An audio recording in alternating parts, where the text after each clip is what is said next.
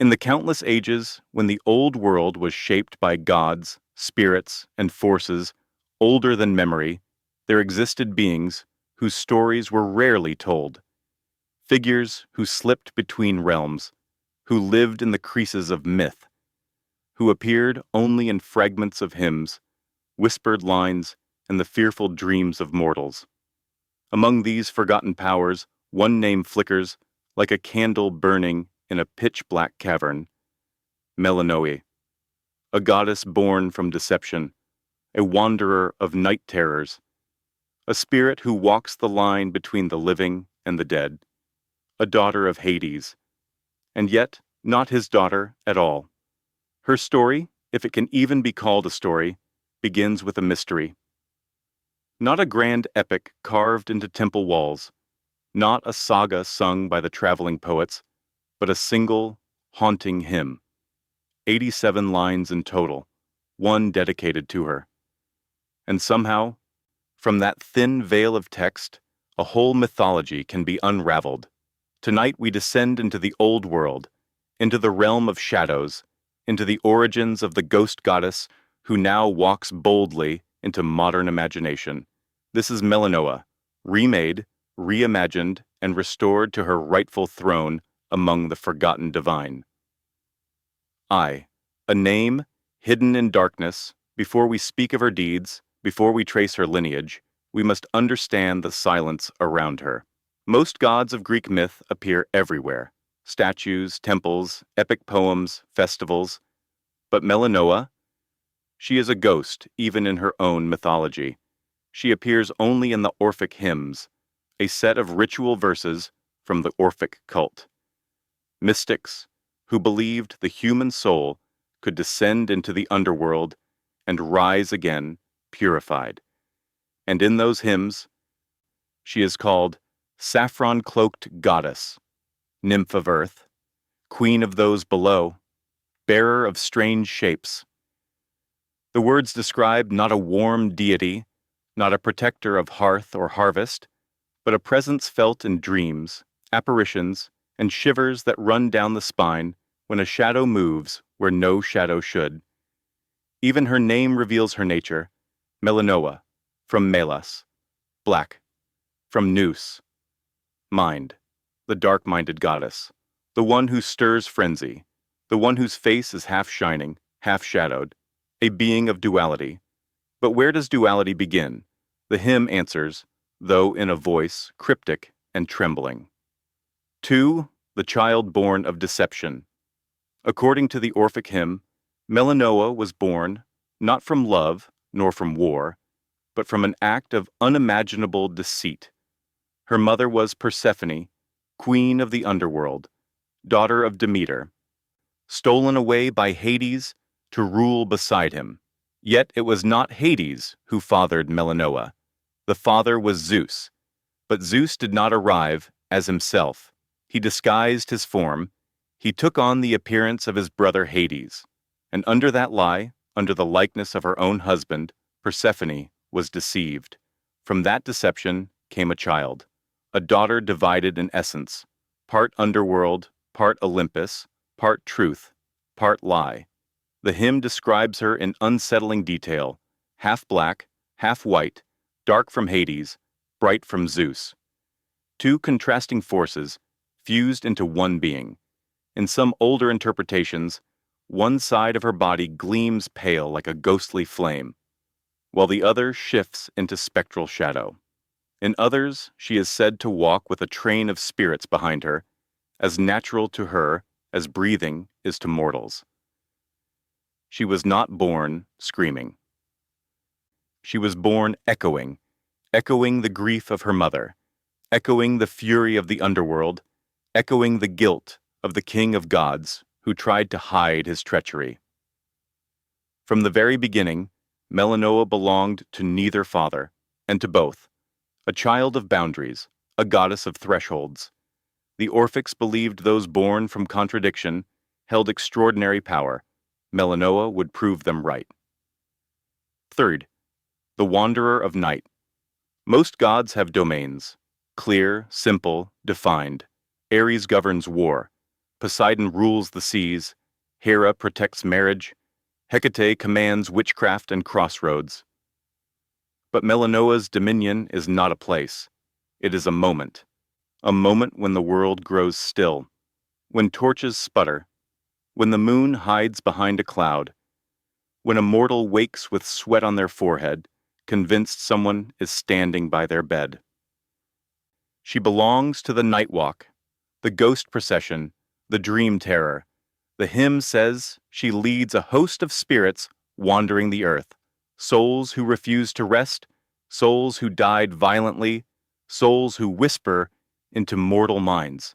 Her passing is described as unsettling, sometimes clear as day, sometimes barely a shadow, sometimes a bright flash that blinds, sometimes a dark shape that smothers. Mortals feared her, yet they needed her. Because Melinoë does not simply haunt, she banishes haunting.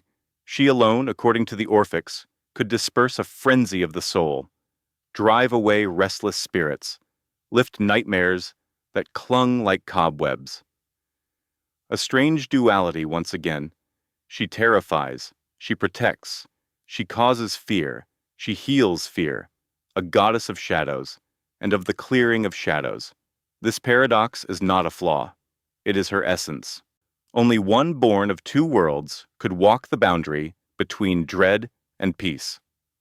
Before, her relation to Hecate. Some ancient scholars believed Melinoë might be just another form of Hecate, the powerful goddess of witchcraft. After all, both rule over spirits, both appear in the night, both walk where mortals fear to tread. But the Orphics insisted she was separate, not a duplicate, not a mask, a being entirely her own. In their stories, Melinoë is not a mistress of magic, but a guardian of the wandering dead. She does not hex. She does not weave fate. She consoles, she directs, she steadies the soul. If Hecate is the torch in the darkness, Melinoë is the presence behind the torch, silent, watching, guiding, and perhaps that is why the Orphics set her apart. Hecate commands, Melinoë tends. Hecate stands at the crossroads. Melinoë walks the unseen paths between them. Together, they weave the night.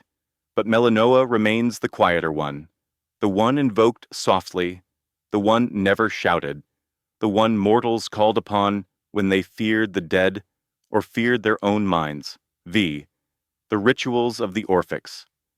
From fragmentary evidence, we know that Melinoë received chthonic sacrifices, rites meant for the gods of the underworld. Black fur animals, lowered into pits, burned whole, smoke offered downward rather than upward. The offerings were not given to praise her. They were given to appease, to calm the spirits she led, to soothe the anxiety she stirred, to thank her for returning the restless dead to where they belonged. Mortals feared the underworld, but they feared a ghost without a home far more. Melinoë was the answer to that fear, a guide, a shepherd of shadows. A ward against the madness of the night. 6. The Underworld Princess Reimagined. In modern retellings, including recent artistic interpretations, Melinoë is reborn not as a whisper, but as a fully realized character. A princess of the underworld, a witch in training, a warrior who crafts potions, summons spirits, and explores realms that mortals, and even gods, dare not enter. This new portrayal is not inaccurate. It is a creative extension, a bridge between the ancient hymn and modern imagination. And in many ways, it is fitting. A goddess who once lived only in the thinnest shadows of text now steps boldly into the light of a new era, without losing the haunting grace that made her so mysterious. Her saffron clothing, mentioned centuries ago, becomes her signature color. Her divided limbs, black and white, become her ghost-touched aesthetic. Her relationship with restless souls becomes her central power. Where ancient myth gives only silhouettes, modern storytelling fills in the form. Yet nothing contradicts the hymn. Nothing betrays her origins. Instead, these stories amplify them. They take a forgotten goddess and give her shape again, a resurrection, not of flesh, but of memory. Seventh, the essence of Melinoë. So who is Melinoë? A goddess of ghosts? Yes. But she is more. She is the embodiment of contradiction. Born from a lie, yet devoted to clearing away illusions. Born from deception, yet tied to truth of the soul. Born from two gods, yet belonging fully to neither. A wanderer, a healer, a terror, a comfort. She represents what the Greeks feared most, the unknown presence in the dark. The shifting shapes of the night, the thin line between sanity and frenzy, the fragile boundary between life and death. But she also represents something else, the possibility of peace, the taming of fear, the calming of the restless soul. Through her, the ancient Greeks found a language for their nightmares, a divine form for their fears, a way to understand the uncontrollable. Because even shadows have a shepherd, even ghosts have a queen, even the night has its tender, if terrifying, guardian. 8. The legacy of a goddess restored. Melinoë may never have had temples as large as Athena's. She may never have been the subject of thousand-line epics, like Artemis or Apollo. Her name may not echo through school books, the way Hera or Poseidon's does, but her influence is felt whenever the world grows still.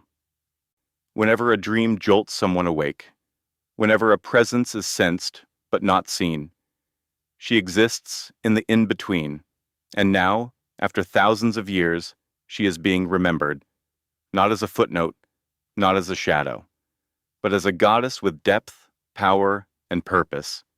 She returns not just through stories, but through the imagination of a new age, games, literature, art, myth retellings, each breathing life into the ghost goddess once more. A renaissance for a forgotten daughter, a second birth for a deity of duality. And perhaps, if she could speak, she would say, "I was always here. You simply weren't listening."